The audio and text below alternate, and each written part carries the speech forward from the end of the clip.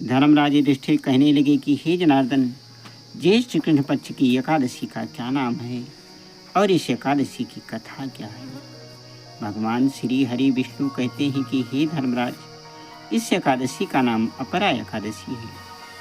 ये एकादशी अचला एकादशी के नाम से जानी जाती है।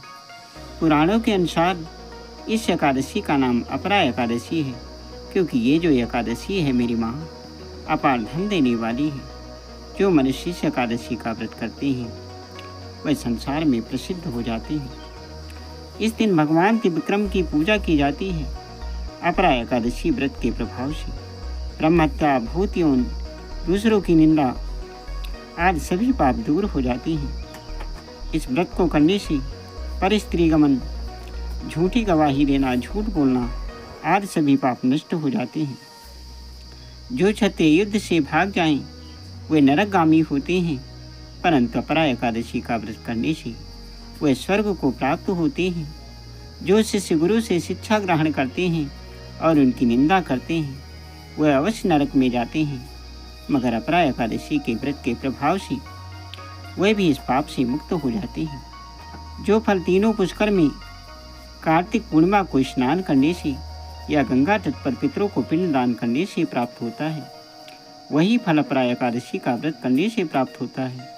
ये व्रत जो है मेरी माँ पाप रूपी वृक्ष को काटने के लिए कुल्हाड़ी के समान है, पाप रूपी ईंधन को जलाने के लिए अग्नि के समान है, पाप रूपी अंधकार को मिटाने के लिए सूर्य के समान है,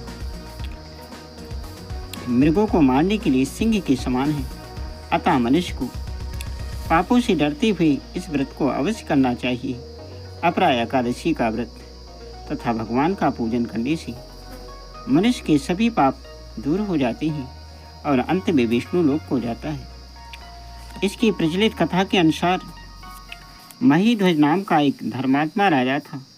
उसके जो छोटा भाई था उसका नाम वज्रध्वज था। वो बड़ा ही क्रूर, आलसी और अन्यायी था। वो बड़ा ही अधर्मी था, अपने बड़े भाई से द्वेष रखता था। उस पापी ने एक दिन रात्रि में अपने बड़े भाई की हत्या कर दिया और उसके शरीर को एक जंगली पीपल के नीचे गाड़ देता है। इस अकाल मृत्यु से राजा जो है मेरी माँ प्रेत आत्मा के रूप में उसी पीपल पर रहने लगा और उत्पात करने लगा। एक दिन क्या होता है, धौम्य नाम के ऋषि उधर से गुजर रहे थे। उन्होंने प्रेत को देखा और तपोबल से सब कुछ जान लिया। उन्होंने अपने तप के प्रभाव से प्रेत के उत्पात का कारण भी जान लिया। ऋषि प्रसन्न होकर उस प्रेत को पीपल के वृक्ष से नीचे उतारते हैं और उसे परलोक विद्या का उपदेश दिया। दयालु ऋषि ने राजा की प्रेत यौन से मुक्ति के लिए स्वयं एकादशी का व्रत किया और उसे अगर से छुड़ाने के लिए जो उस एकादशी का पुण्य था उस प्रेत को अर्पित कर दिया। इस पुण्य के प्रभाव से राजा प्रेत यौन से मुक्त हो जाता है। उसने ऋषि को धन्यवाद दिया और दिव्य शरीर धारण करके पुष्पक विमान में बैठ करके स्वर्ग को चला जाता है। भगवान श्री हरि विष्णु कहते हैं कि हे धर्मराज, ये अपरा एकादशी की कथा मैंने लोकहित के लिए कहा है। इसकी कथा पढ़ने अथवा सुनने से मन सभी पापों से दूर हो जाता है।